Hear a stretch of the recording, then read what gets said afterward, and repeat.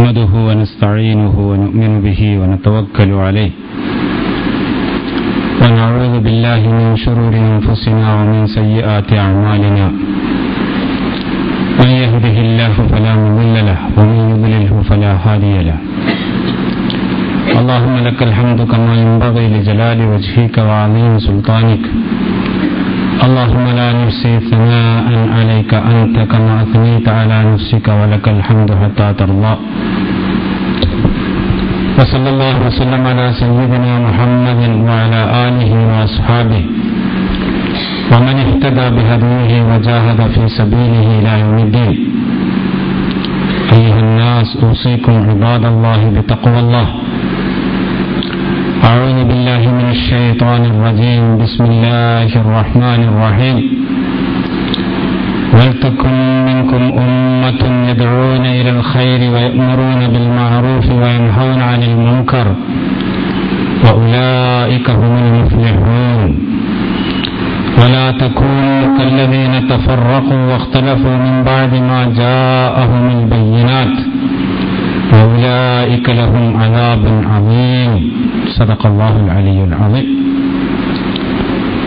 ബഹുമാന്യരായ സഹോദരീ സഹോദരന്മാരെ, അല്ലാഹു സുബ്ഹാനഹു വ തആലയെ സൂക്ഷിച്ചുകൊണ്ടും ഭയന്നുകൊണ്ടും അവന്റെ വിധികളും കൽപ്പനകളും പാലിച്ചുകൊണ്ടും ജീവിക്കണമെന്ന് ആദ്യമായി വസിയ്യത്ത് ചെയ്യുകയാണ്, ഓർമ്മപ്പെടുത്തുകയാണ്.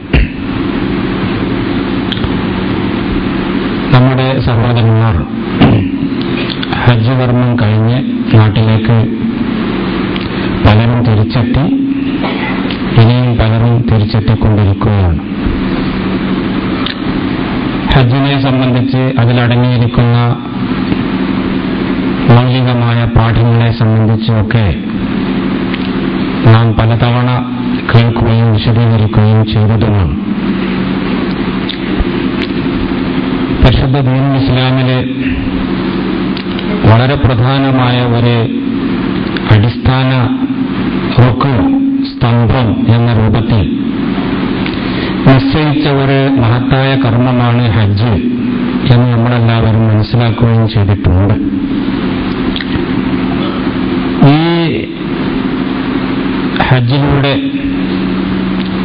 എന്ത് സവിശേഷതകൾ വിശ്വാസി സമൂഹത്തിൽ ഉണ്ടാക്കിയെടുക്കണം എന്നതാണ് പരിശുദ്ധ ദീനുൽ ഇസ്ലാമിന്റെ ഉദ്ദേശ്യമെന്നും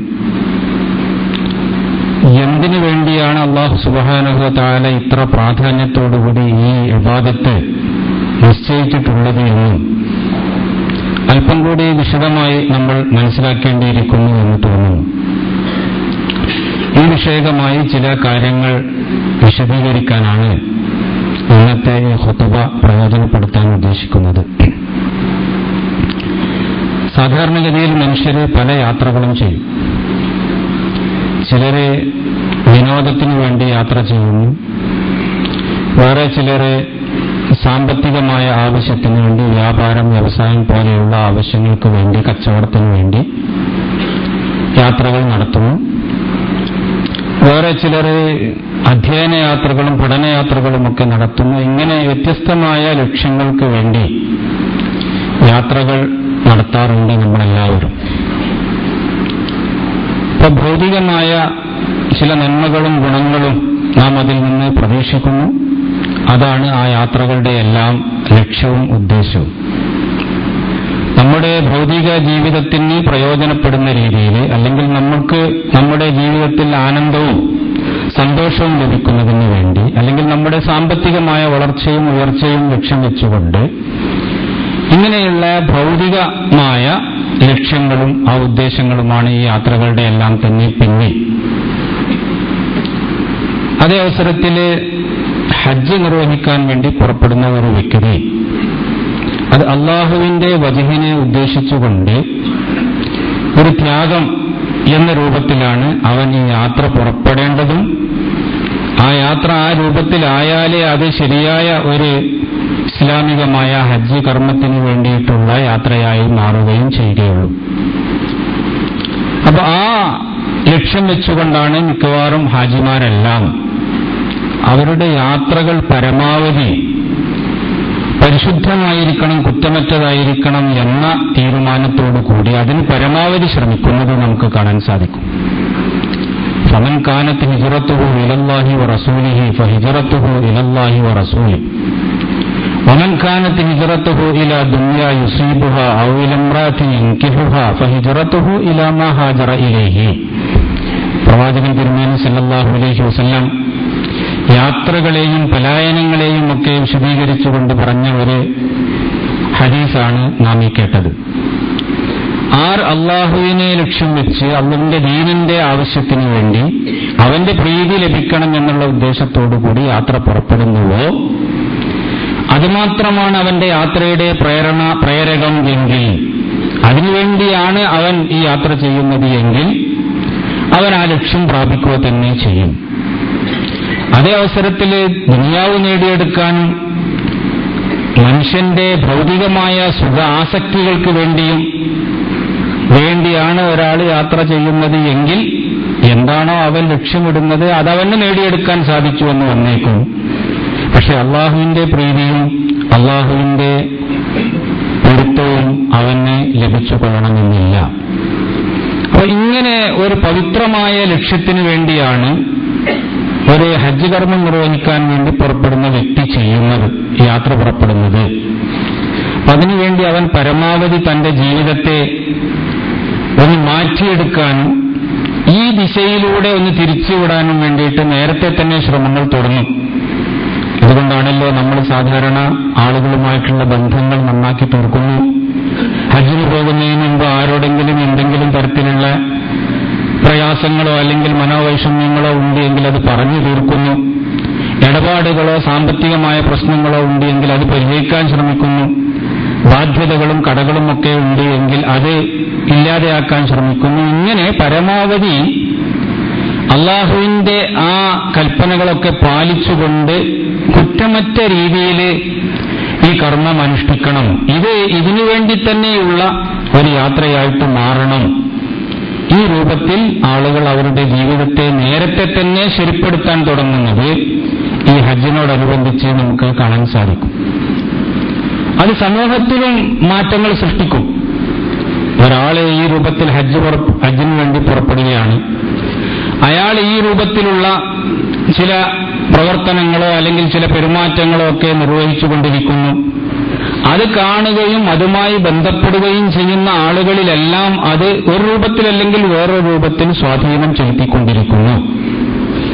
അപ്പോ ഈ രൂപത്തിൽ ഓരോ പ്രദേശത്തു നിന്നുമുള്ള ആളുകൾ, ഹജ്ജിന് വരുന്ന ആളുകൾ ഏതെങ്കിലും ഒരു പ്രത്യേക നാട്ടിൽ നിന്നോ ഒരു പ്രത്യേക ഭാഷ സംസാരിക്കുന്നവരോ ഒന്നുമല്ലല്ലോ, എല്ലാ രാജ്യങ്ങളിൽ നിന്നും എല്ലാ പ്രദേശങ്ങളിൽ നിന്നും ആളുകൾ ഹജ്ജ് ഉദ്ദേശിച്ചുകൊണ്ട് വരുന്നു. അപ്പോൾ എല്ലായിടങ്ങളിലും മുസ്ലിം സമൂഹത്തിന്റെ ഇടയിൽ ഈ രൂപത്തിലുള്ള ഒരു പരിവർത്തനം കാണപ്പെടുന്നു, അല്ലെങ്കിൽ ഒരു മാറ്റം കാണപ്പെടുന്നു, അല്ലെങ്കിൽ ഒരു ബോധം പൊതുവായി ഉണ്ടാകുന്നതായിട്ട് നമുക്ക് കാണപ്പെടുന്നു. ഇത് അല്ലാഹു സുബ്ഹാനഹു വ തആല ഹജ്ജ് കൊണ്ട് ഉദ്ദേശിക്കുന്നുണ്ട്. ഹജ്ജ് കൊണ്ട് ഈ രൂപത്തിൽ മുസ്ലിം സമൂഹത്തിന്റെ മനസ്സിൽ, മുസ്ലിം സമൂഹത്തിന്റെ വിചാരത്തിൽ, മുസ്ലിം സമൂഹത്തിന്റെ ആചാര അനുഷ്ഠാനങ്ങളിലൊക്കെ പ്രവർത്തനങ്ങളിലൊക്കെ ഒരു വീണ്ടും വിചാരവും ഒരു ബോധവും ഒരു അള്ളാഹുവിലേക്കുള്ള മടക്കത്തെ സംബന്ധിച്ചുള്ള ചിന്തയും ഒക്കെ ഉണ്ടാവണം എന്ന് അല്ലാഹു സുബ്ഹാനഹു വ തആല ആഗ്രഹിക്കുന്നു. ഇത് ഒരു കേവലം വിനോദത്തിന് വേണ്ടിയിട്ടുള്ള ഒരു യാത്രയായിട്ട് മാറരുത്. അതിന്റെ ലക്ഷ്യം ആളുകൾക്ക് ഭൗതികമായ എന്തെങ്കിലും നേട്ടങ്ങൾ നേടിയെടുക്കുക എന്നുള്ളതും ആവരുത്. അങ്ങനെയാകുമ്പോൾ ആ യാത്ര എന്തിനു വേണ്ടി നിശ്ചയിച്ചോ ആ ലക്ഷ്യത്തിൽ പരാജയപ്പെടുന്നു, ആ ലക്ഷ്യം നേടിയെടുക്കാൻ സാധിക്കാതെ വരുന്നു. അപ്പോൾ ഈ രൂപത്തിലുള്ള ഒരു ലക്ഷ്യമാണ് ഹജ്ജ് യാത്രയുടെ തുടക്കം മുതൽ തന്നെ അള്ളാഹുവിന്റെ ദീനിലുള്ളത് എന്ന് നമ്മൾ മനസ്സിലാക്കേണ്ടതുണ്ട്. അല്ലാഹു സുബ്ഹാനഹു വ തആലയുടെ ദീൻ അത് ലോകാവസാനം വരെ നിലനിൽക്കേണ്ട ഒരു ദീനാണ്. ഇനിയൊരു പ്രവാചകൻ വരികയോ ഇനിയൊരു പ്രവാചകന്റെ ആഗമനമോ പ്രവർത്തനമോ ഉണ്ടാവുകയോ ഇല്ല. അവസാനത്തെ പ്രവാചകനായിട്ടാണല്ലോ മുഹമ്മദ് മുസ്തഫ സല്ലല്ലാഹു അലൈഹി വസല്ലം വന്നത്. പക്ഷെ ഈ ദീനിന്റെ കാര്യങ്ങളെല്ലാം തന്നെ നിലനിൽക്കുകയും ലോകാവസാനം വരെ അത് വളരെ സജീവമായി തന്നെ മുന്നോട്ട് പോവുകയും ചെയ്യുന്നതിന് ആവശ്യമായ നടപടിക്രമങ്ങൾ അല്ലാഹു സുബ്ഹാനഹു വ തആല തന്നെ ഇതിന്റെ പ്രകൃതിയിലും സ്വഭാവത്തിലും വെച്ചിട്ടുണ്ട്. പല രീതികളും സ്വീകരിച്ചിട്ടുണ്ട്.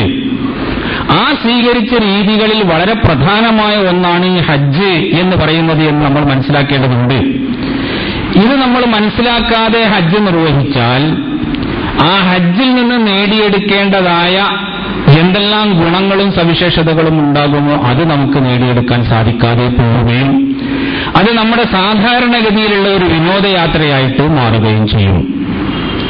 ഒരു കവി പറയുന്നുണ്ട്, കഴുത എത്ര വലിയ ഒരു യാത്ര ചെയ്താലും അത് ഉമർ ഖത്താബിന്റെ കഴുതയാണ് എങ്കിലും വേറെ ഏതെങ്കിലും സാധാരണക്കാരനായ ഒരാളുടെ കഴുതയാണ് എങ്കിലും അത് രണ്ട് കഴുതകൾക്കും ലഭിക്കുന്ന ഗുണം ഒന്ന് തന്നെയായിരിക്കും.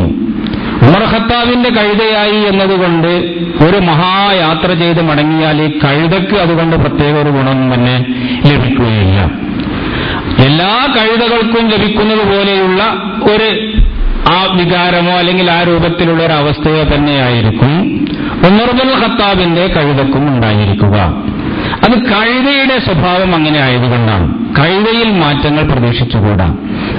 വിശ്വാസികളെ സംബന്ധിച്ചിടത്തോളം ഹജ്ജ് കർമ്മം അനുഷ്ഠിച്ചാൽ ആ ഹജ്ജ് കർമ്മം കൊണ്ട് നേടിയെടുക്കേണ്ട മഹത്വങ്ങൾ എന്താണ്, ഗുണങ്ങൾ എന്താണ്, സവിശേഷതകൾ എന്താണ് എന്ന് ബോധപൂർവമായി ചിന്തിക്കുകയും മനസ്സിലാക്കുകയും അത് നേടിയെടുക്കാനുള്ള ശ്രമങ്ങൾ അവരുടെ ഭാഗത്തുനിന്ന് ഉണ്ടാവുകയും ചെയ്തിട്ടില്ല എങ്കിൽ ഹജ്ജ് കർമ്മം കൊണ്ട് കാര്യമായ ഒരു ഗുണമൊന്നും തന്നെ അവർക്ക് ലഭിക്കാൻ പോകുന്നില്ല.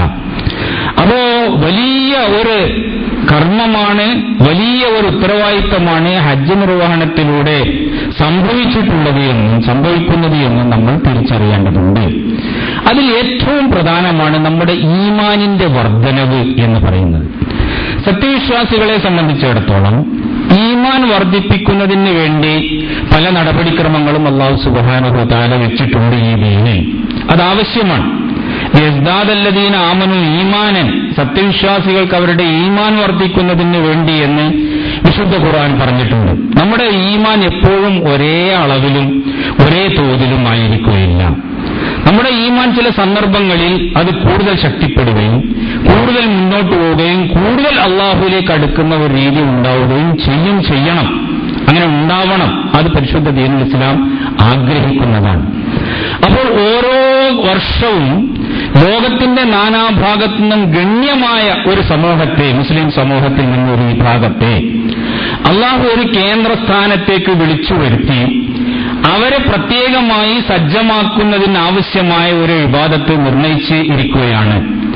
അപ്പൊ അത് മുഖേന ഈ മുസ്ലിം സമൂഹത്തിന്റെ ശരീരത്തിൽ വലിയ ചില മാറ്റങ്ങൾ വരുത്തണമെന്നും വലിയ തരത്തിലുള്ള ചില സ്വാധീനങ്ങൾ സൃഷ്ടിക്കണമെന്നും അല്ലാഹു സുബ്ഹാനഹു വ തആല ആഗ്രഹിക്കുന്നു. നമ്മുടെ ശരീരത്തിന്റെ എല്ലാ ഭാഗങ്ങളിൽ നിന്നുമുള്ള രക്തം നമ്മുടെ ഹൃദയത്തിലേക്ക് സംഭരിച്ചുകൊണ്ട് ശേഖരിച്ചുകൊണ്ട് ആ ഹൃദയത്തിൽ വെച്ചൊരു ശുദ്ധീകരണ പ്രക്രിയ നടത്തി വീണ്ടും ശരീരത്തിന് അത് തിരിച്ചു കൊടുക്കുക എന്നൊരു പ്രവൃത്തി നടക്കുന്നുണ്ടല്ലോ. ഇതുപോലെയുള്ള ഒരു പ്രവർത്തനമാണ് ഓരോ വർഷവും അല്ലാഹു സുബ്ഹാനഹു വ തആല ഈ മുസ്ലിം ഉമ്മത്തിൽ ചെയ്തുകൊണ്ടിരിക്കുന്നത്. അതാണ് ഇതിന്റെ ലക്ഷ്യമിട്ടിരിക്കുന്നത്. ലോകത്തിന്റെ നാനാഭാഗങ്ങളിൽ നിന്നും ലക്ഷോപലക്ഷം ജനങ്ങളെ, ഇസ്ലാമിന്റെ അനുയായികളെ അതിന്റെ കേന്ദ്രസ്ഥാനത്തേക്ക് വിളിച്ചു വരുത്തി അവരിൽ ഈമാനിന്റെ വർധനവിനാവശ്യമായ രീതിയിലുള്ള പല പ്രവർത്തനങ്ങളും പല അനുഷ്ഠാന മുറകളും നിശ്ചയിച്ചു കൊടുത്ത് അവരിൽ ആ രൂപത്തിലുള്ള ഒരു പരിവർത്തനം സൃഷ്ടിച്ച് അവരുടെ ഈ മാറ്റവും ഈ ഈമാനിന്റെ തേജസ്സും ഈ മുസ്ലിം ഉമ്മത്തിന് ഉടനീളം പ്രയോജനപ്പെടുന്ന രീതിയിൽ അവരെ വീണ്ടും ഈ ഉമ്മത്തിലേക്ക് തിരിച്ചയക്കുക. അടുത്ത കൊല്ലം പുതിയൊരു വിഭാഗത്തെ വീണ്ടും വിളിച്ചു വരുത്തുക, വീണ്ടും തന്നെ അവരെ ഈ സമൂഹത്തിലേക്ക് തിരിച്ചയക്കുക. ഇങ്ങനെയുള്ള ഒരു നവീകരണ പ്രക്രിയ, ഒരു നവോത്ഥാന പ്രവർത്തനങ്ങൾ, ഒരു പുതുക്കലിന്റെയും അതുപോലെ തന്നെ കൂടുതൽ ഊർജ്ജസ്വലമാക്കുന്നതിന്റെയും പ്രവർത്തനങ്ങൾ ഈ ഹജ്ജ് കർമ്മത്തിലൂടെ അല്ലാഹു സുബ്ഹാനഹു വ തആല ഉദ്ദേശിക്കുന്നു. നമ്മൾ ആലോചിച്ചു നോക്കുക, ഇസ്ലാമിന്റെ ഏറ്റവും മഹത്തരമായ ചില സവിശേഷതകളിൽപ്പെട്ട ഒരു കാര്യമാണ് മറ്റു പല മതവിഭാഗങ്ങളും പലതരത്തിലുള്ള വിശ്വാസങ്ങളും അന്ധവിശ്വാസങ്ങളും കൊണ്ട് നടക്കുകയും പല ആചാരങ്ങളും പല സമ്പ്രദായങ്ങളും പല മഹാപുരുഷന്മാരും അവരുടെയൊക്കെ ചരിത്രവുമായി കൊണ്ട് സംതൃപ്തി അടഞ്ഞ് മുന്നോട്ട് പോയിക്കൊണ്ടിരിക്കുകയും ചെയ്യുന്നു.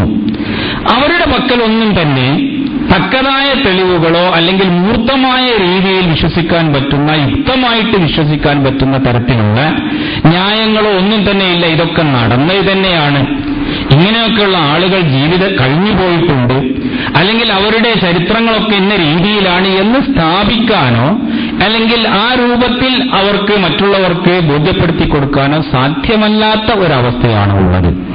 അതുകൊണ്ടാണല്ലോ അങ്ങനത്തെ ന്യായങ്ങൾ പറയാനില്ലാത്തത് കൊണ്ടാണ് പലപ്പോഴും നമ്മുടെ ഈ വശത്തേക്ക് ചായുന്ന കോടതികളടക്കം ആളുകൾ അങ്ങനെ വിശ്വസിക്കുന്നു എന്നുള്ളതിനെ ഒരു ന്യായമായി എടുക്കുന്നത്. നമ്മുടെ ബാബരി മസ്ജിദ് കേസിലൊക്കെ നമുക്ക് കാണാൻ സാധിക്കുന്നത് വിശ്വാസം അങ്ങനെയാണ് എന്ന് പറയുന്ന ഒരു ന്യായമല്ല. ഏത് അന്ധവിശ്വാസവും ആർക്കും ഏത് രൂപത്തിലും കൊണ്ട് നടക്കാം. അതിന് ന്യായമില്ല. അത് ബുദ്ധിപരമായിട്ട് തെളിയിക്കുകയോ സമർത്ഥിക്കുകയോ ചെയ്യാൻ സാധിക്കുകയും ഇല്ല. പക്ഷേ ആ രൂപത്തിലുള്ള ചരിത്രപുരുഷന്മാര്, ചരിത്രങ്ങള്, ആചാര സമ്പ്രദായങ്ങൾ, വിശ്വാസ സംഹിതകൾ ഇതുമായി നടക്കുന്നവരായിട്ടാണ് ലോകത്തിന്റെ വലിയൊരു വിഭാഗം ആളുകളെ നമുക്ക് കാണാൻ സാധിക്കുന്നത്. പക്ഷേ ഈ മുസ്ലിം സമൂഹത്തെ സംബന്ധിച്ചിടത്തോളം അവർക്ക് അല്ലാഹു സുബ്ഹാനഹു വ തആല അവരുടെ കൺമുമ്പിൽ അവരുടെ വിശ്വാസത്തിന്റെ അടിസ്ഥാനങ്ങൾ, അവരുടെ ചരിത്രപുരുഷന്മാർ, അവരുടെ ദീനിന്റെ കേന്ദ്ര പ്രദേശങ്ങൾ, അവരുടെ ആരാധനാ കർമ്മങ്ങളും മറ്റും നടക്കുന്ന ആ കർമ്മങ്ങളുടെ ചരിത്ര പശ്ചാത്തലങ്ങൾ ഇതൊക്കെ നേരിട്ട് അനുഭവിക്കാനും കാണാനും അവർക്ക് ബോധ്യപ്പെടാനും പറ്റുന്ന രീതിയിൽ ചരിത്രപരമായി തന്നെ നിലനിർത്തിയിരിക്കുകയാണ്. മുഹമ്മദ് മുസ്തഫ സല്ലല്ലാഹു അലൈഹി വസല്ലമയെ സംബന്ധിച്ചിടത്തോളം, തിരുമേനിയുടെ ജനനത്തെ സംബന്ധിച്ചിടത്തോളം, മരണത്തെ സംബന്ധിച്ചിടത്തോളം, പ്രവർത്തനങ്ങളെ സംബന്ധിച്ചിടത്തോളം, നബി സല്ലല്ലാഹു അലൈഹി വസല്ലം സഞ്ചരിച്ച പ്രദേശങ്ങളെ സംബന്ധിച്ചിടത്തോളം, തിരുമേനി ചെയ്ത മറ്റ് മഹത്തായ ഇസ്ലാമികമായ ത്യാഗങ്ങളെ സംബന്ധിച്ചിടത്തോളം, ഇങ്ങനെ ആ ചരിത്രത്തിന്റെ എല്ലാ ദൃശ്യങ്ങളും ഏതൊരു ചരിത്രാന്വേഷിക്കും കണ്ടെത്താനും മനസ്സിലാക്കാനും ബോധ്യപ്പെടാനും പറ്റുന്ന രീതിയിൽ അല്ലാഹു സുബ്ഹാനഹു വ തആല അവശേഷിപ്പിച്ചിരിക്കുന്നു. കഅബാലയത്തെ അല്ലാഹു സുബ്ഹാനഹു വ തആല എല്ലാ വിശ്വാസികളുടെയും ആഗ്രഹമാണ് കഅബയിലേക്ക് അവർ തിരിഞ്ഞു നമസ്കരിക്കുമ്പോൾ ഈ കഅബ എന്ന് പറയുന്നത് എന്താണ്, ഇബ്രാഹിം നബി അലൈഹിസ്സലാം നിർമ്മിച്ചു എന്ന് പറയുന്ന ഈ ദേവാലയം അത് ഇങ്ങനെയാണ്, എവിടെയാണ് എന്നുള്ളത് അത് കാണാനും മനസ്സിലാക്കാനും ഒക്കെയുള്ള ഒരു ആഗ്രഹം ഒരു മുസ്ലിമിനെ സംബന്ധിച്ചിടത്തോളം അവന്റെ മനസ്സിൽ എന്നെന്നും നിലനിൽക്കുന്നതാണ്. അതവന് കാണാനും മനസ്സിലാക്കാനും ബോധ്യപ്പെടാനും പറ്റുന്ന രീതിയിൽ അല്ലാഹു സുബ്ഹാനഹു വ തആല അതിനെ നിലനിർത്തിയിരിക്കുന്നു. അതിന്റെ ചുറ്റുമുള്ള ചരിത്ര പ്രദേശങ്ങൾ, ആ പ്രദേശങ്ങളെല്ലാം തന്നെ നിലനിൽക്കുന്നതായിട്ട് നമുക്ക് കാണാൻ സാധിക്കുന്നു. അവിടങ്ങളിലെല്ലാം തന്നെ ആ ചരിത്രം ഉറങ്ങിക്കിടക്കുകയാണ്.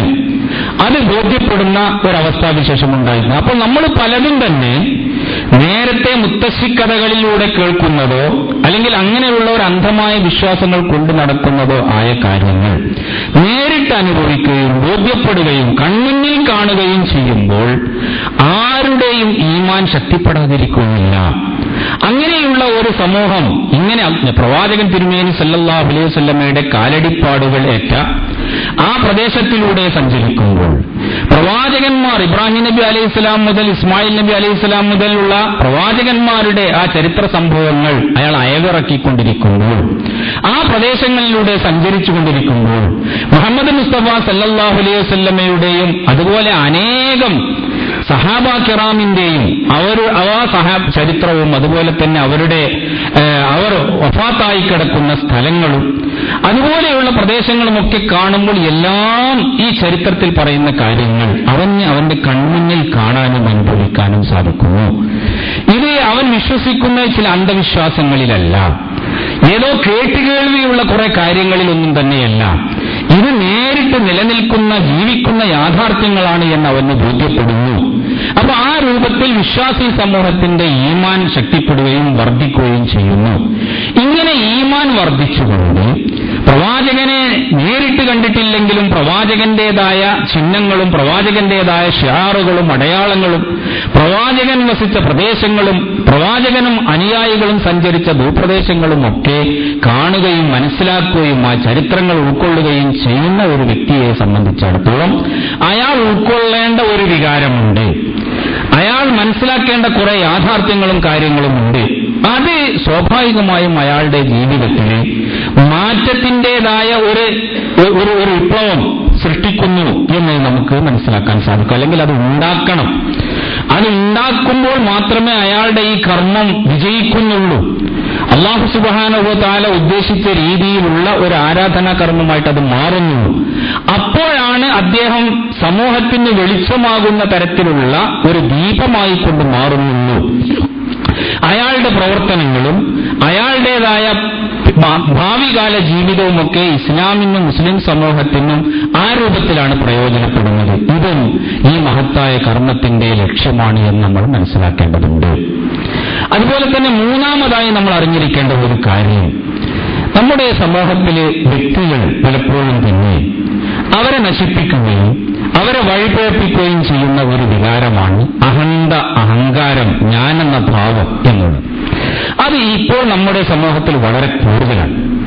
ചെറിയ ആളുകൾ, ഒന്നുമില്ലാത്ത ആളുകളാണെന്നുണ്ടെങ്കിൽ അവനനുസരിച്ച് അഹന്ത, വലിയ ആളുകളാണ്, അതുപോലെ തന്നെ വലിയ യോഗ്യതയും ഉള്ള ആളുകളാണ് എങ്കിൽ അവർക്കനുസരിച്ച് അഹന്ത. എല്ലാവരിലും അഹന്തയും ഒരു തരത്തിലുള്ള ഞാനെന്ന ഭാവവും കൂടുതൽ ശക്തിപ്പെട്ടുകൊണ്ടുവരുന്നു. ഞാൻ ഒന്നും തന്നെ ആർക്കും തന്നെ വിധേയമാവേണ്ടതില്ല, ഒന്നും തന്നെ അംഗീകരിക്കേണ്ടതില്ല, അനുസരിക്കേണ്ടതില്ല. ഞാൻ എന്റെ ഇഷ്ടമനുസരിച്ചുകൊണ്ട് ജീവിക്കുക, എന്റെ സുഖത്തെ സംബന്ധിച്ച്, ഇങ്ങനെയുള്ള ഒരവസ്ഥ. ഒരു സംഘടിതമായ നമ്മൾ ജനാധിപത്യത്തെ സംബന്ധിച്ചും അതുപോലെ തന്നെ ആ രൂപത്തിലുള്ള കാര്യങ്ങളൊക്കെ വളരെ ശക്തിയായിട്ട് പറയും. ജനാധിപത്യം എന്ന് പറയുമ്പോൾ യഥാർത്ഥത്തിൽ അതിന്റെ അർത്ഥം ഇങ്ങനെ ഓരോരുത്തരും അവനവന്റെ ഇഷ്ടമനുസരിച്ചുകൊണ്ട് ജീവിക്കുക എന്നോ ഓരോരുത്തരും അവനവന് തോന്നിയത് അഭിപ്രായങ്ങളും മുറുകെ പിടിച്ചുകൊണ്ട് പോവുക എന്നുള്ളതല്ല. അതിലും വേണം ചില അച്ചടക്കവും ചിട്ടയും വ്യവസ്ഥയുമൊക്കെ. ഭൂരിപക്ഷം എന്ന് പറയുന്ന അല്ലെങ്കിൽ അംഗീകരിക്കപ്പെടുന്ന അഭിപ്രായങ്ങൾ എന്താണോ അതിന്റെ ശൈലി, എന്താണോ അതിന്റെ രീതി, അത് എല്ലാവരും മുറുകെ പിടിക്കണം. എല്ലാവരുടെയും അഭിപ്രായം വ്യത്യസ്തമാണ് എങ്കിൽ എല്ലാ അഭിപ്രായങ്ങളും സ്വീകരിക്കാൻ പറ്റുകയില്ല. അപ്പൊ അതിൽ നിന്ന് സ്വീകരിക്കപ്പെടേണ്ടതായ ഭൂരിപക്ഷത്തിന്റെ അഭിപ്രായങ്ങളൊക്കെ അംഗീകരിക്കുന്ന ഒരു വ്യവസ്ഥയാണ് ജനാധിപത്യം എന്ന് പറയുന്നത്. അപ്പൊ ഈ ജനാധിപത്യത്തിലും പൊതുവെ ഉള്ള ഒരു അഭിപ്രായത്തെ മാനിക്കുകയും അംഗീകരിക്കുകയും ഒക്കെ ചെയ്യേണ്ടതുണ്ട് എങ്കിലേ വ്യവസ്ഥാപിതമായി കാര്യങ്ങൾ മുന്നോട്ട് പോകുകയുള്ളൂ. പക്ഷെ ഇന്ന് നമുക്ക് കാണാൻ സാധിക്കുന്നത് ഓരോ വ്യക്തിയും അവന്റെ അഭിപ്രായത്തിൽ, അവന്റെ വീക്ഷണത്തിൽ, അവനെന്താണോ ശരി എന്ന് തോന്നുന്ന കാര്യത്തിൽ, അവന്റെ സുഖത്തിലും സന്തോഷത്തിലും ഇതിൽ മാത്രമാണ് ശ്രദ്ധ കേന്ദ്രീകരിക്കുന്നത്. അപ്പോൾ അവനെ സംബന്ധിച്ചിടത്തോളം വമ്പിച്ച തരത്തിലുള്ള ഒരു അഭിമാനത്തോടുകൂടി അല്ലെങ്കിൽ ഒരു തരത്തിലുള്ള ഉത്കർഷബോധത്തോടുകൂടി ജീവിച്ചുകൊണ്ടിരിക്കുന്നു. പക്ഷേ നമുക്ക് കാണാൻ സാധിക്കും ഹജ്ജ് കർമ്മത്തിലുടനീളം ഈ മനുഷ്യന്റെ അഹംബോധത്തെ, ഈ അഹന്തയെ, ഞാനെന്ന വിചാരത്തെ അടിച്ചമർത്തുകയും ഇവനെ ആയിരങ്ങളിൽ ഒരുവനായിക്കൊണ്ട്, പതിനായിരങ്ങളിൽ ഒരുവനായിക്കൊണ്ട് അവനെ മാറ്റിയെടുക്കാൻ ആവശ്യമായ തരത്തിലുള്ള കർമ്മങ്ങളും അനുഷ്ഠാനങ്ങളും നിശ്ചയിച്ചു കൊടുക്കുകയും ചെയ്യുന്നത് നമുക്ക് കാണാം. ഓരോ മനുഷ്യന്റെയും അവന്റെ അഹങ്കാരം, അവന്റെ പ്രൗഢി, അവന്റെ അഹന്ത, അവന്റെ പദവി, അവന്റെ സാമൂഹികമായ ഉയർച്ച, ഇങ്ങനെയുള്ള കാര്യങ്ങളുടെ അടിസ്ഥാനത്തിലാണല്ലോ ഓരോരുത്തരും ഉയർന്നു പോവുകയും ഞാനാണ് വലിയവൻ എന്ന് വിചാരിക്കുകയും ചെയ്യുന്നത്. സാധാരണക്കാരിൽ നിന്ന് ഉയർന്നു നിൽക്കുന്നവനാണ് ഞാൻ എന്ന് തോന്നും ചില ആളുകൾക്ക്. അവൻ സാമ്പത്തികമായ ഉയർച്ചയിലായിരിക്കും, ജനസ്വാധീനത്തിന്റെ അടിസ്ഥാനത്തിലായിരിക്കും, അല്ലെങ്കിൽ മറ്റു പല ഭൗതിക മാനദണ്ഡങ്ങളുടെയും അടിസ്ഥാനത്തിൽ അവനെ സംബന്ധിച്ച് അങ്ങനെ കരുതുന്നു. അപ്പൊ അതനുസരിച്ചുകൊണ്ടുള്ള പ്രത്യേകതകളും സവിശേഷതകളും അവന്റെ ജീവിതത്തിലും ഭാവത്തിലും ഭാവത്തിലും നടപ്പിലും ഇരിപ്പിലും സ്വഭാവത്തിലും പെരുമാറ്റത്തിലും വസ്ത്രധാരണ രീതിയിലും ഒക്കെ നമുക്ക് കാണാൻ സാധിക്കും. ഇതെല്ലാം പൊളിച്ചു ചീന്തുക എന്നുള്ളതാണ് ഒന്നാമതായിട്ട് നമുക്ക് ഈ ഹജ്ജിൽ പ്രവേശിക്കുന്നതോടുകൂടി കാണാം. ഇഹ്റാം എന്ന് പറയുന്ന ഒരു സമ്പ്രദായം അല്ലാഹു സുബ്ഹാനഹു വ തആല നിശ്ചയിച്ചു. ഏറ്റവും നിസ്സാരനായ, ഏറ്റവും ദരിദ്രനായ ഒരു മനുഷ്യനെ ഉടുക്കാൻ പറ്റുന്ന തരത്തിലുള്ള വളരെ വളരെ ലളിതമായ തരത്തിലുള്ള ഒരു വസ്ത്രം മാത്രം എടുത്തുകൊണ്ട് ഭൗതികമായ ചില സുഖങ്ങളും സൗകര്യങ്ങളുമാണ് നിങ്ങളുടെ ഉയർച്ചയുടെയും താഴ്ചയുടെയും മാനദണ്ഡമെങ്കിൽ അതൊക്കെ വർജിച്ചുകൊണ്ട് ഒരു പ്രത്യേകമായ ജീവിത ശൈലി നിങ്ങൾ സ്വീകരിക്കണം എന്ന് അല്ലാഹു സുബ്ഹാനഹു വ തആല നിശ്ചയിച്ചിരിക്കുന്നു. ഹജ്ജ് ചെയ്യുന്ന എല്ലാ ആളുകൾക്കും ഇത് ബോധ്യപ്പെടും. ഏറ്റവും വലിയ രാജാവടക്കം, ഭരണാധികാരിയാണ്, രാജാവാണ്, അല്ലെങ്കിൽ പ്രധാനമന്ത്രിയാണ്, അവനടക്കം ധരിക്കേണ്ട വസ്ത്രം ഇന്നത് മാത്രം, 2 കഷ്ണം തുണി. ഈ തുണി എടുത്തുകൊണ്ട് മാത്രമാണ് അവൻ മുന്നോട്ട് പോകേണ്ടത്. അവന്റെ വസ്ത്രധാരണം അതായിരിക്കണം. അതുപോലെ തന്നെ അവന് സുഗന്ധദ്രവ്യങ്ങളോ ആ രൂപത്തിലുള്ള ഭൗതികമായ ആർഭാടങ്ങളും അവന്റെ പ്രൗഢി വെളിപ്പെടുത്തുന്നതുമായ രീതിയിലുള്ള അതൊന്നും തന്നെ പാടില്ല, വർജ്യമാണ്, ഹറാമാണ്.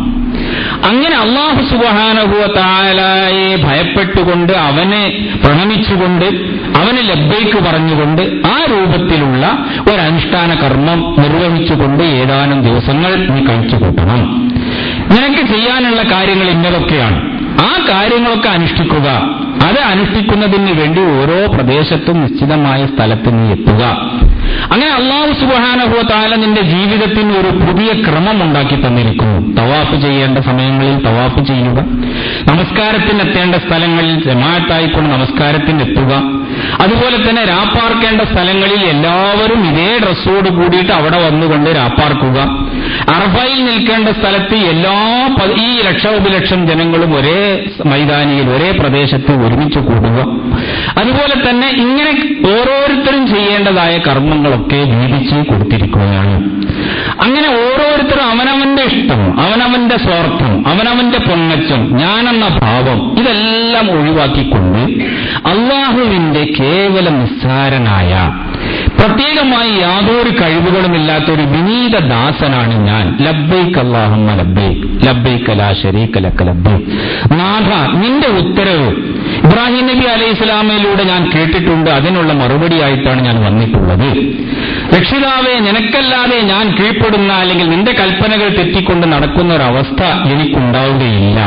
ഇങ്ങനെയുള്ള ഈ പ്രതിജ്ഞാവാക്കുകൾ പറഞ്ഞുകൊണ്ട് അവന്റെ വിധേയത്വവും അവന്റെ ത്യാഗസന്നദ്ധതയും ഇബ്രാഹിം നബി അലൈഹി ഇസ്ലാമിന്റെയും അതുപോലെയുള്ള പ്രവാചകന്മാരുടെയും ഒക്കെ ആ ജീവിതത്തെ അനുകരിക്കാനുള്ള അവന്റെ സന്നദ്ധതയെയും വെളിപ്പെടുത്തുകയാണ് ഹജ്ജിലൂടെ ചെയ്യുന്നത് എന്ന് നമ്മൾ മനസ്സിലാക്കേണ്ടതുണ്ട്.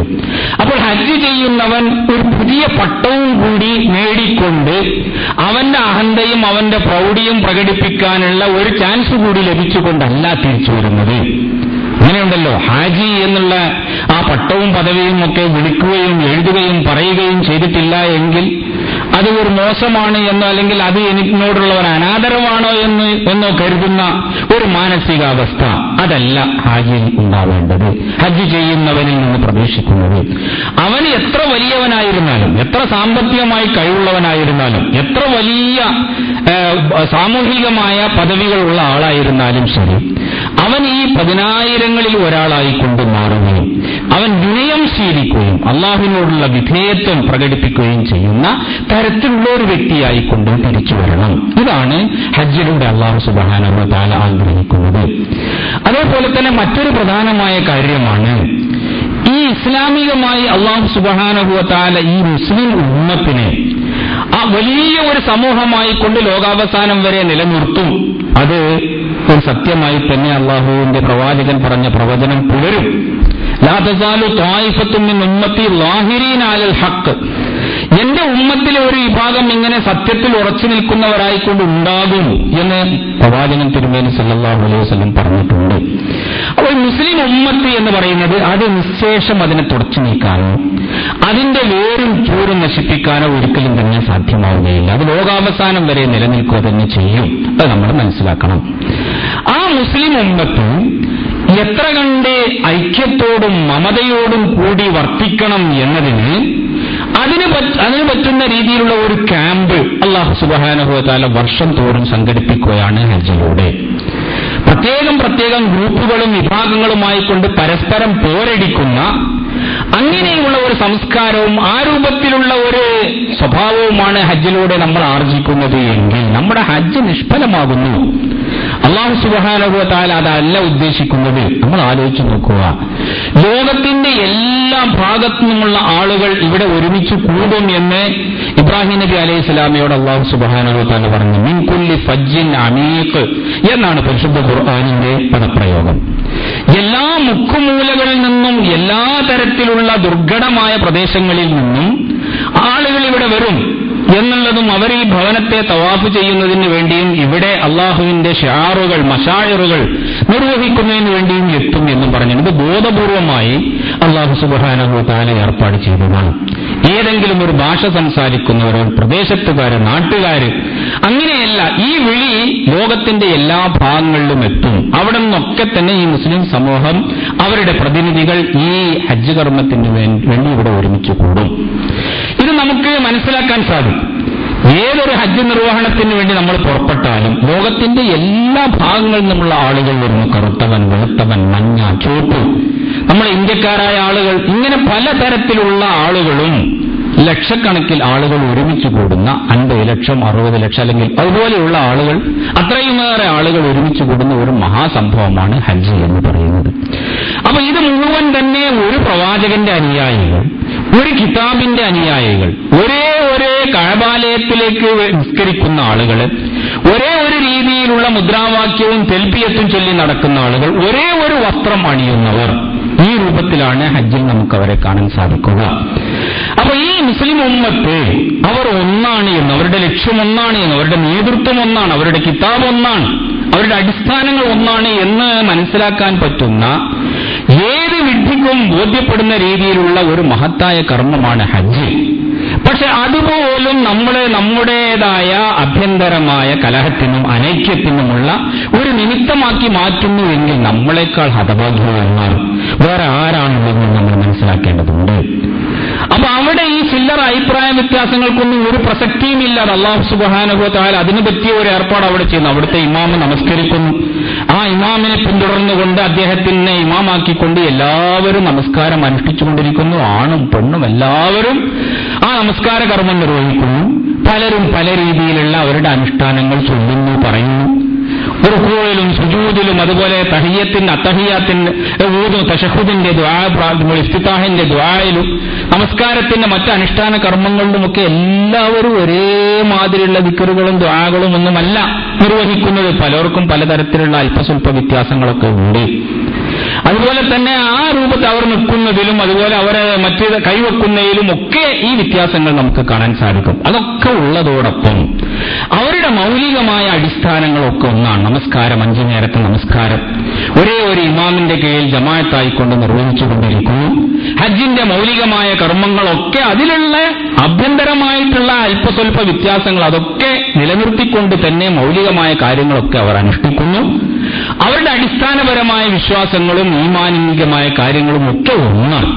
അപ്പൊ ഇങ്ങനെ ഇത്രയും വലിയ ഒരു ലോക സമൂഹത്തെ ഒരു സ്ഥലത്ത് ഒരുമിച്ച് നിർത്തിക്കൊണ്ട് ഈ ഐക്യത്തിന്റെ പാഠമാണ് യഥാർത്ഥത്തിൽ ഹജ്ജിലൂടെ ഈ സമുദായത്തെ പഠിപ്പിക്കുന്നത്. നിങ്ങൾ എവിടെ ആയിരുന്നാലും ശരി, ഈ കലിമത്ത് തൗഹീദിന് വേണ്ടി നിങ്ങൾ ഒരുമിച്ച് നിൽക്കണം, അതിനെ മുറുകെ പിടിക്കണം. അതിൽ നിങ്ങൾ പരസ്പരം ഭിന്നിക്കരുത്. വലാ തകൂനു കല്ലദീന തഫറഖു വഖ്തലഫു മിൻ ബഅദി മാ ജാഅഹുൽ ബയ്യിനാത്ത്. വലാ തകൂനു, നിങ്ങൾ ആവരുത്, കല്ലദീന തഫറഖു, പരസ്പരം ഭിന്നിച്ച സമൂഹങ്ങളുണ്ട്, വഖ്തലഫു, പരസ്പരം കലഹിക്കുകയും ചെയ്ത സമൂഹങ്ങളുണ്ട്, അവരെ പോലെ നിങ്ങൾ ആവരുത്. മിൻ ബഅദി മാ ജാഅഹുൽ ബയ്യിനാത്ത്, പല ദൃഷ്ടാന്തങ്ങളും അല്ലാഹു സുബ്ഹാനഹു വ തആല അവർക്ക് കൊടുക്കുകയും വ്യക്തമാക്കി കൊടുക്കുകയും കാണിക്കുകയും ചെയ്തതിന് ശേഷവും വീണ്ടും ഈ അനൈക്യവും ഈ തരത്തിലുള്ള ശത്രുതയും വെച്ചു പുലർത്തുന്നവരെ പോലെ നിങ്ങൾ ആവരുത് എന്ന് വിശുദ്ധ ഖുർആൻ നമ്മോട് കൽപ്പിക്കുന്നു. വൽതകും മിൻകും ഉമ്മത്തുൻ, നിങ്ങളൊരു ഉമ്മത്തായിട്ട് മാറ്, ഒറ്റ സമൂഹമായിക്കൊണ്ട് മാറ്. യഅ്മുറൂന ബിൽ മഅറൂഫി വയൻഹൗന അനിൽ മുൻകർ, നന്മ കൽപ്പിക്കുകയും തിന്മ വിലക്കുകയും ചെയ്യുന്ന ഒരു ഉമ്മത്തായിട്ട് നിങ്ങൾ മാറൂ എന്ന് വിശുദ്ധ ഖുർആൻ നമ്മോട് പറയുന്നു. പക്ഷെ ഈ കൽപ്പനകളെല്ലാം തന്നെ കാറ്റിൽ പറപ്പിക്കൊണ്ട് ആ ഗുണപാഠങ്ങളൊന്നും തന്നെ ഉൾക്കൊള്ളാതെ കണ്ടാണ് നമ്മൾ ഹജ്ജ് ചെയ്ത് മടങ്ങുന്നത് എങ്കിൽ വീണ്ടും വീണ്ടും നമ്മൾ ഗ്രൂപ്പുകളുമായി തമ്മിൽ തല്ലാനാണ് തുനിയുന്നത് എങ്കിൽ ഈ ഹജ്ജ് കർമ്മം നമ്മുടെ അനൈക്യത്തെ കൂടുതൽ ശക്തിപ്പെടുത്താനാണ് പ്രയോജനപ്പെടുന്നത് എങ്കിൽ പിന്നെ ഹജ്ജ് കൊണ്ട് എന്താണ് കാര്യം എന്ന് നമ്മൾ തീർച്ചയായും തന്നെ ഗൗരവപൂർവ്വം ആലോചിക്കണം. അപ്പൊ ഈ രീതിയിലുള്ള ഗുണപാഠങ്ങൾ ഹജ്ജിൽ നമ്മൾ ഉൾക്കൊള്ളണം. അതേപോലെ തന്നെ വളരെ പ്രധാനമാണ് ഈ കർമ്മങ്ങളിലൊന്നും, ഹജ്ജ് കർമ്മങ്ങളിലൊന്നും പുരുഷന്മാരെ പോലെ സ്ത്രീകളെ വേർപ്പെടുത്തിക്കൊണ്ടുള്ള ഒരു വീക്ഷണം നമുക്ക് കാണാൻ സാധ്യമല്ല. ഹജ്ജ് എന്ന് പറയുന്നത് തന്നെ വളരെ ദുർഘടമായ, വളരെ പ്രയാസകരമായ ഒരു ഇബാദത്താണ്. ആ ഇബാദത്തിന്റെ തുടക്കം മുതൽ ഒടുക്കം വരെയുള്ള ഒരു കർമ്മത്തിലും സ്ത്രീ വിഭാഗത്തെ ഒഴിവാക്കി നിർത്തുകയോ അവർക്കത് ചെയ്യേണ്ടതില്ല എന്ന് കൽപ്പിക്കുകയോ ചെയ്തിട്ടില്ല. തവാഫ് ചെയ്യുന്നതിലാവട്ടെ, അല്ലെങ്കിൽ സഅയ് ചെയ്യുന്നതിലാവട്ടെ, അല്ലെങ്കിൽ അറഫയിൽ നിൽക്കുന്നതിലാവട്ടെ, മിനായിൽ രാപ്പാർക്കുന്നതിലാവട്ടെ, കല്ലെറിയുന്നതിലാവട്ടെ, അതുപോലെ തന്നെ നെഹർ എന്ന് പറയുന്ന അറവ് നടത്തുന്നതിലാവട്ടെ, ഇമ്മാതിരിയുള്ള ഹജ്ജിന്റെ ഒരു കർമ്മങ്ങളിലും അതൊക്കെ ആണുങ്ങൾ ചെയ്താൽ മതി, പെണ്ണുങ്ങൾ ചെയ്യണ്ട, അവർക്കൊക്കെ ബുദ്ധിമുട്ടാണ് എന്ന രൂപത്തിൽ അല്ലാഹു സുബ്ഹാനഹു വ തആല വെച്ചിട്ടില്ല. നേരെ മറിച്ച് ഇതൊക്കെ ആണുങ്ങളെപ്പോലെ പെണ്ണുങ്ങൾക്കും ഒരുപോലെ ബാധകമായ കാര്യങ്ങളാണ് എന്നും അവർക്കും തന്നെ അവരുടെ ഹജ്ജ് ഇസ്ലാമിൽ ഫർളാണ്. ആ ഹജ്ജ് ശരിയാവണമെന്നുണ്ടെങ്കിൽ ഈ കർമ്മങ്ങളൊക്കെ ചെയ്യും വേണം. ഇത് അല്ലാഹു സുബ്ഹാനഹു വ തആല നിർബന്ധമാക്കിയിരിക്കുന്ന കാര്യങ്ങൾ. കാരണം ഈ മുസ്ലിം സമൂഹത്തിൽ സ്ത്രീകൾ അവരുടെ പദവി, അവരെ ഏൽപ്പിച്ച ഉത്തരവാദിത്തങ്ങൾ, അവരിൽ വരുത്തേണ്ടതായ മാറ്റങ്ങൾ, അവരിൽ ഉണ്ടാവേണ്ട ചിന്താപരമായിട്ടുള്ള പരിവർത്തനങ്ങൾ, ഇതൊക്കെ ലക്ഷ്യമിട്ടുകൊണ്ടാണ് ഈ രൂപത്തിലുള്ള കർമ്മങ്ങൾ അല്ലാഹു സുബ്ഹാനഹു വ തആല അവർക്ക് നിശ്ചയിച്ചു കൊടുത്തിട്ടുള്ളത്. അപ്പൊ അതിന് അതിൻ്റെതായ ആ സ്പിരിറ്റോടും ചൈതന്യത്തോടും കൂടി മുസ്ലിം സമൂഹത്തിലെ വനിതാ വിഭാഗം നിർവഹിക്കുകയും അവരെ അതേ രൂപത്തിൽ തന്നെ സമൂഹത്തിലേക്ക് തിരിച്ചു വരികയും ചെയ്യുമ്പോഴാണ് നമ്മൾ നേരത്തെ പറഞ്ഞ ഈ ഗുണങ്ങളൊക്കെ ആണുങ്ങൾ നേടിയെടുക്കുന്നത് പോലെ സ്ത്രീ വിഭാഗവും നേടിയെടുക്കുമ്പോഴാണ് അള്ളാഹു ഉദ്ദേശിക്കുന്ന രീതിയിലുള്ള ഒരു ഖൈറു ഉമ്മത്ത് ഇവിടെ ഉണ്ടാവുക, ഏറ്റവും ഉത്തമമായ ഒരു ഉമ്മത്ത് ഇവിടെ ഉണ്ടാവുക എന്ന് നമ്മൾ മനസ്സിലാവേണ്ടത്. അപ്പൊ ഇങ്ങനെ വളരെ അടിസ്ഥാനപരമായ ചില സുപ്രധാനമായ കാര്യങ്ങൾ ഹജ്ജിലൂടെ ഈ സമൂഹത്തിൽ ഉണ്ടാക്കിയെടുക്കണമെന്നും ഹജ്ജ് കർമ്മം ഈ രൂപത്തിൽ സമൂഹത്തിന് പൊതുവെ, ഹജ്ജ് ചെയ്യുന്ന ആളുകൾക്ക് മാത്രമല്ല മുസ്ലിം ഉമ്മത്തിന് പൊതുവെ ഉപകാരപ്പെടണമെന്നും അല്ലാഹു സുബ്ഹാനഹു വ തആല ആഗ്രഹിക്കുന്നു. അപ്പോൾ ഈ ഗുണങ്ങൾ നേടിയെടുക്കാൻ ഹജ്ജിന് പോയി വരുന്ന ആളുകളും പോകാൻ ഉദ്ദേശിക്കുന്ന ആളുകളും നേരത്തെ ഹജ്ജ് ചെയ്തവരും എല്ലാവരും ഒരുപോലെ ശ്രമിക്കണം എന്നാണ് എനിക്ക് ഓർമ്മപ്പെടുത്താനുള്ളത്. അങ്ങനെയാകുമ്പോഴാണ് എന്തിനു വേണ്ടിയാണോ ഈ മഹത്തായ ഇബാദത്ത് അല്ലാഹു സുബ്ഹാനഹു വ തആല നമുക്ക് നിശ്ചയിച്ചു തന്നത് അതിന്റെ ലക്ഷ്യം നേടിയെടുക്കുന്നതിൽ നാം വിജയിക്കുകയുള്ളൂ. അല്ലാഹു സുബ്ഹാനഹു വ തആല അവന്റെ ദീനിനെ മുറുകെ പിടിക്കുന്ന സജ്ജനങ്ങളിൽ നമ്മെ എല്ലാവരും